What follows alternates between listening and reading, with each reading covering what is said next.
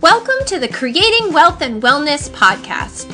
Your hosts, Amanda Kingsley and Tara Misseldine, team up to take you on a journey where freedom is cultivated through personal development, where women connect to fuel their futures, and where wealth is created as a byproduct of being well.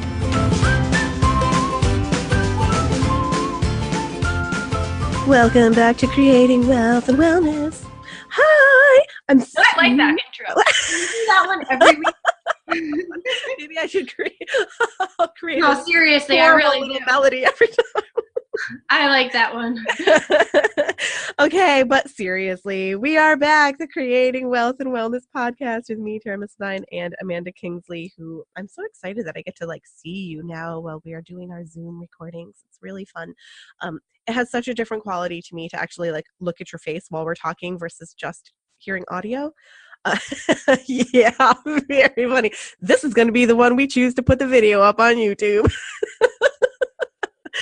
Okay, so let's ramp into our show. I'm going to jump into the iTunes store and I'm going to share a review with all of you. If you have been listening to this podcast, or even if today's your first time, if you would actually go into iTunes, I know it's not super easy to do, but we'd be happy to help you if you jump on Facebook and let us know you're having a hard time. It is such a huge boon to this show when people offer us a rating and review on iTunes. It makes us so much more visible and also lets us know that we're not talking here in a vacuum. So thank you to everybody who has done it. There is a really beautiful one here from Maggie McCracken. And she says she loves this podcast. She counts down the days till the next one comes out. We are so easy to listen to, Amanda, because we work so well together. And it's really beautiful what she says about each of us. And I'm not going to go into it because I might start crying. So we'll go right into our gratitude. One of my favorite people on the planet. I can see why. We love you, Maggie. She's a ridiculous human being. Absolutely. Well, Maggie, if you get a chance and you're listening to this show, which sounds like you might be, jump into Facebook and let everybody else know how awesome you are too, because now we know. Okay, what's your gratitude this week, Amanda? Let's see. I'm gonna go with online shopping. How about that?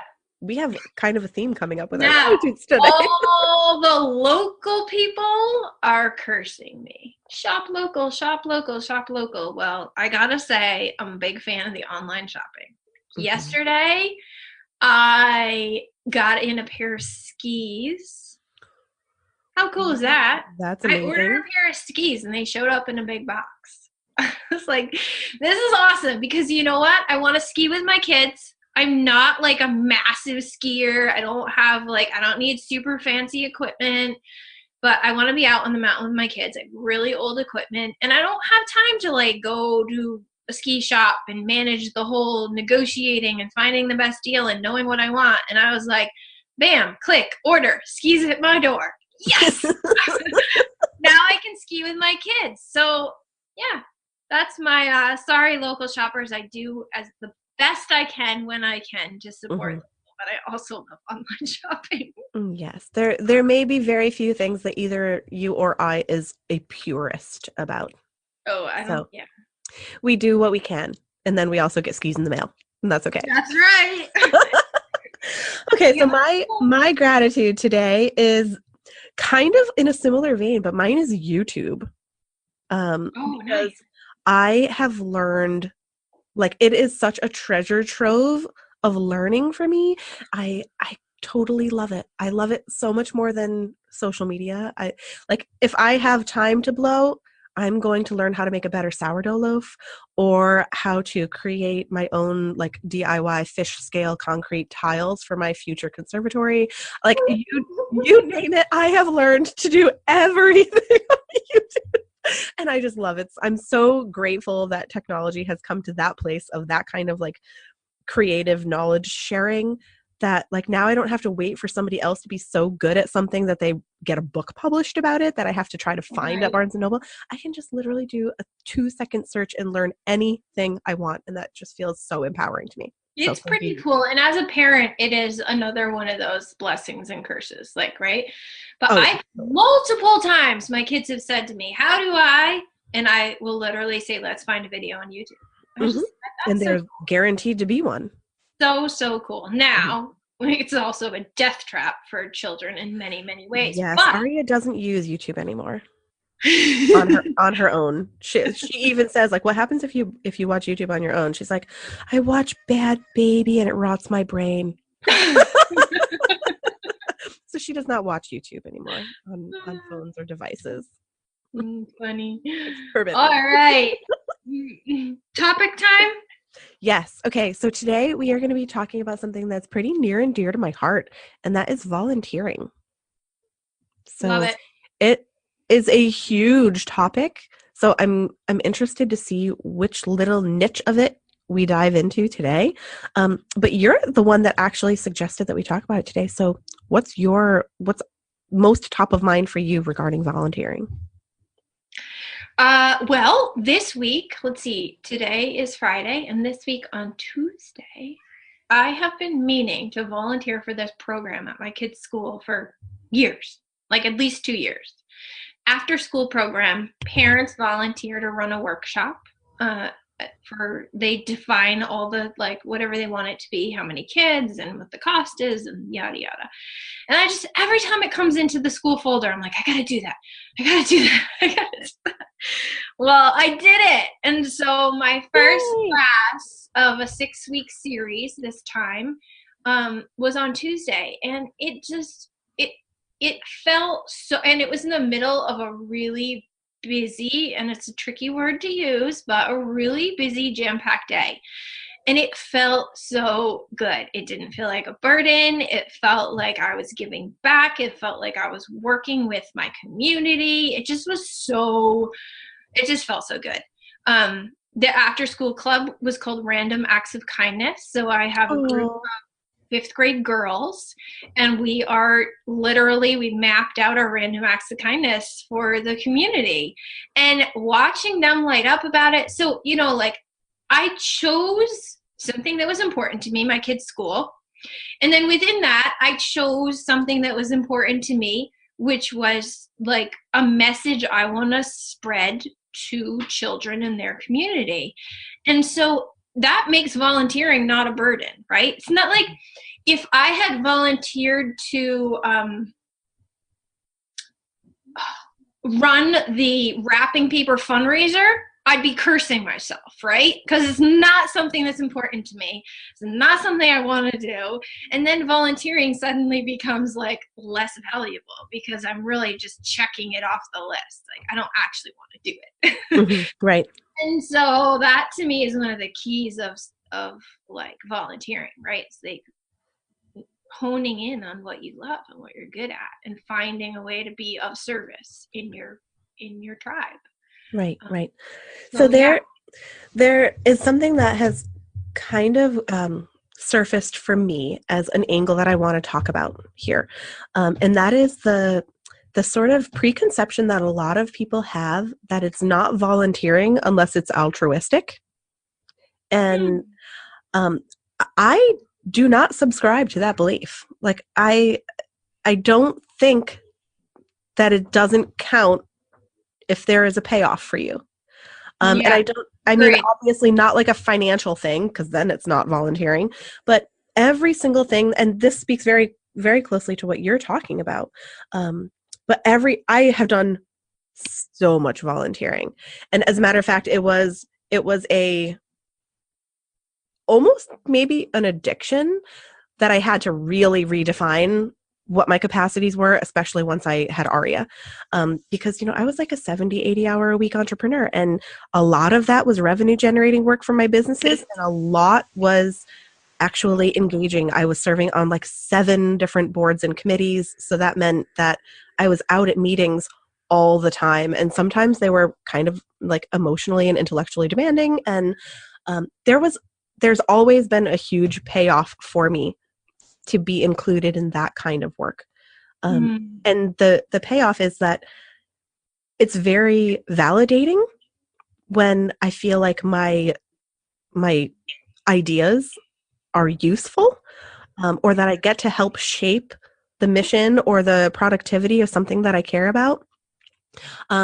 I have joined boards and committees simply because I've been really interested in how the inner workings of something work, which I'm unfamiliar with. Like the one that takes the most of my time right now, I serve on a board of trustees for a cooperative charter school here in Massachusetts.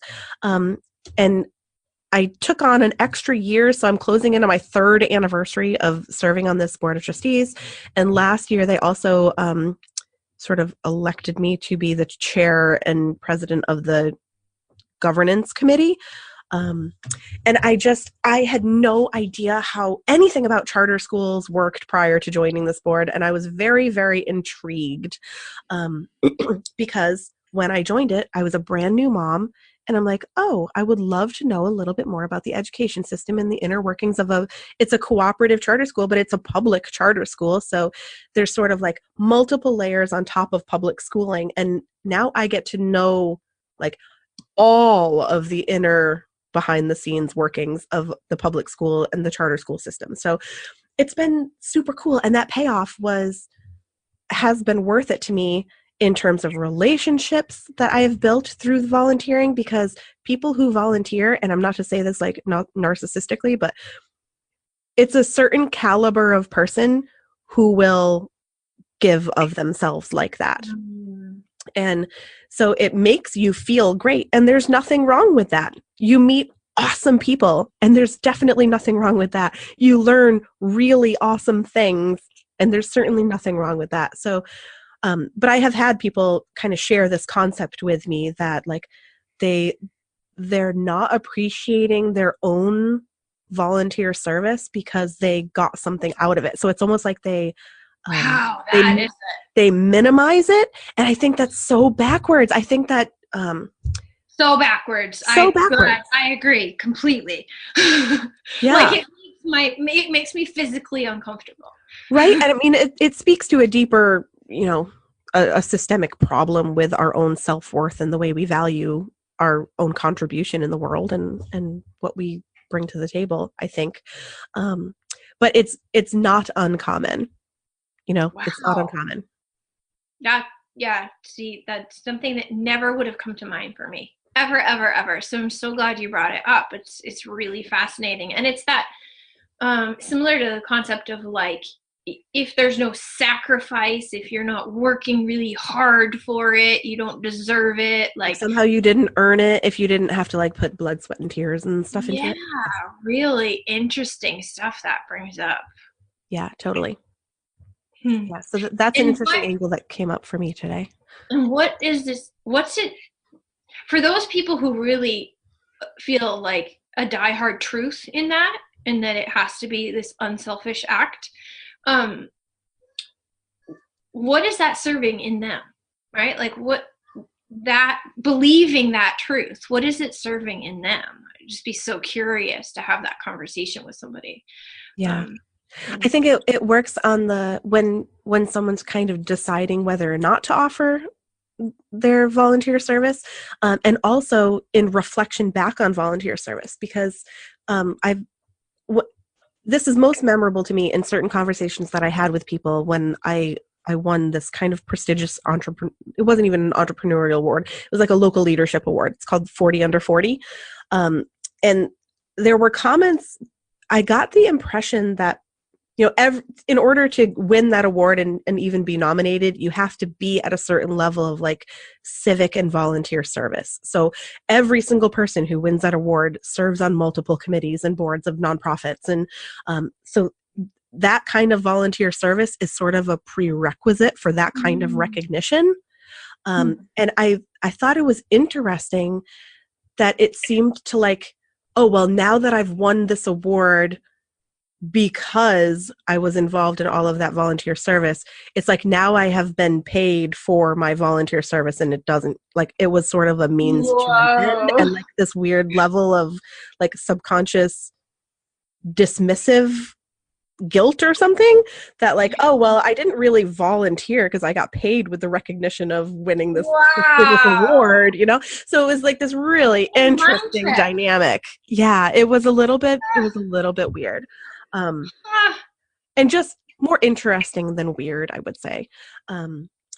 Yeah. It's so interesting too, because if you're, let's say you are running an organization and you're putting together a board of committee members, or you are running a nonprofit and you have a section of that requires volunteers, like, who do you want to volunteer for you? Like, you want people who have some sort of self-interest in that, like, it lights them up, like it sparks something in them that contributes to your project. Right. Like, so yeah, that's the backwards part to me, is like, I would want the exact opposite. Like, I would want people who have something to gain from it, because they're going to give that much more to it. And kind of that idea of, like, if you want something done, ask the busiest person that you Every board and committee that I have ever served on has been composed almost entirely of very busy volunteers. Yeah.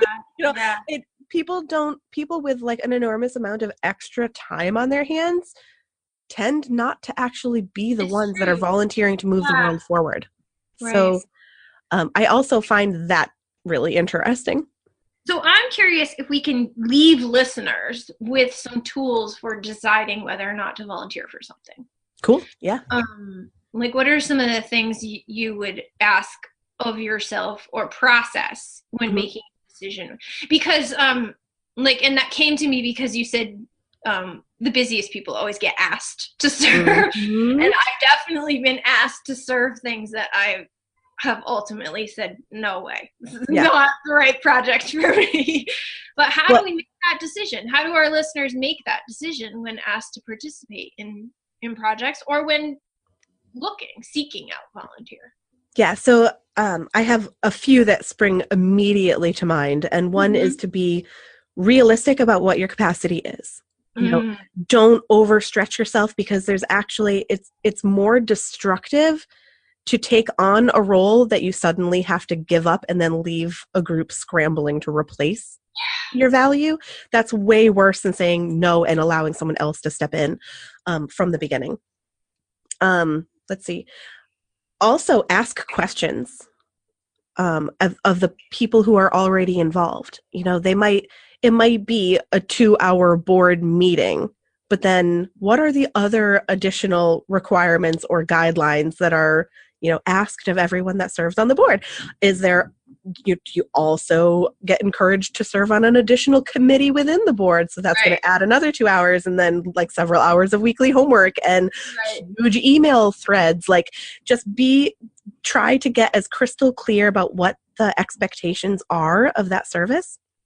And I mean, some people, I tend to really enjoy ongoing volunteering, which is why I opt or have opted in the past to serve on different boards and committees, because it's ongoing. It's a learning experience for me. So that actually feeds into like, what do you actually want out of a volunteering experience? If it's a nice little dopamine and self-worth hit, then maybe you might want to do something like help at an event, or like a one-off volunteering opportunity and not an ongoing commitment. Like, you know, basically agreeing to a 2-year term on a board is very different than like going and helping at your local kitchen or your pantry. There's a different reward too, though. Totally like, I different. serve on the local education council, and that is different year length terms, 1, 2, 3. Like, I don't know if anyway. But when you enter into a volunteer position like that, where you know it's a 2-year term, there's such a different reward from that, and such a different expectation. And so, yeah, to really understand what that is so important. And to be willing to stretch your comfort zone, right? Because sometimes it's really scary to sign up for a 2-year term, but there's a different, you're able to give and be of more value when it's a longer commitment like that. You're able, because if there's a committee that's getting new volunteers every year, like how much are they able to put out, right? And so you're giving in a totally different way. And so maybe stepping out of your comfort zone sometimes is okay, to go like, 2 years, can I make the commitment to this thing I believe in or not? Yeah, so it's a really interesting fine line of knowing what you oh, I totally lost my train of thought. Oh, darn it. It was really I was talking and talking and talking. No.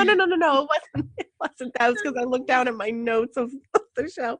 But it is, I mean, the same themes are always going to come up for us, I think, are often going to come up for us. It's like, is this in alignment with who I am, what my purpose is in the world, and how I want to contribute? How does it either serve or detract from the other projects in my life, be they family or work or anything, self-care, whatever they are, but it's always the same. What's my intention? What's my goal? What would be the best case scenario? What would be the worst case scenario? Those themes are like just going to keep coming up over and over again because they're so important in how we live like a meaningful life. Totally. And my closing thought came back to me. Oh, yay! It was in reference to you saying like, know when to push yourself. And the fine line that I think is like absolutely critical when you're thinking about this kind of volunteering opportunity or commitment. And that is to know where pushing into your growing edge stops and where I should say no starts. So I would like to end on that. Sometimes the best thing you can do for an organization that needs help is to say no because you're not the right person for the job. Absolutely. Yeah. Absolutely. Cool. Well, let's end this beautiful episode. I loved this conversation. Let's end with our asks. Sweet. You started with YouTube and I'm going to end with YouTube because I am now putting our podcasts on a YouTube channel. Woohoo! People can subscribe to that. At this point, I'm just playing with it on my own channel. So if you go to Amanda Kingsley, there's a whole playlist of of our podcasts. And then we will decide moving forward based on this little experiment of me putting it on my playlist, how we want to market and use that from its own entity, which is Creating Wealth and Wellness. So if you start by subscribing there, we can sort of play with it and decide where we want to take it as a unit. Yeah, and let us know maybe on the Facebook page or something if YouTube audio is useful. Does anyone find it useful? I know I do, so I'm interested. Okay, and my ask, I am looking for a book about a particular topic, and I want some recommendations, and that is codependency. Ooh. So I'm not necessarily self-diagnosing myself, but I've overheard a couple very intriguing conversations, and I really just want to know more about this topic and this psychology. So if anybody has a really good book on codependent psychology or codependency, I would love to know some recommendations. I just want to dive in and learn a little bit about it. So cool. There you go. That's that. All right. Till next time, Miss Kingsley. Thanks for joining us for another episode. If you haven't already done so, please do us the honor of leaving a rating and review on iTunes and check in with us on social. Amanda Kingsley is a work-from-home mother of 3. Her mission is to empower others to live fuller lives. Learn more about her at her website, amandastarkingsley.com. Tara Missildine is a passionate entrepreneur founding several businesses over the last 15 years. She's currently living the adventure of being a CEO, mom, and collaborative coach. Find her at allin.life.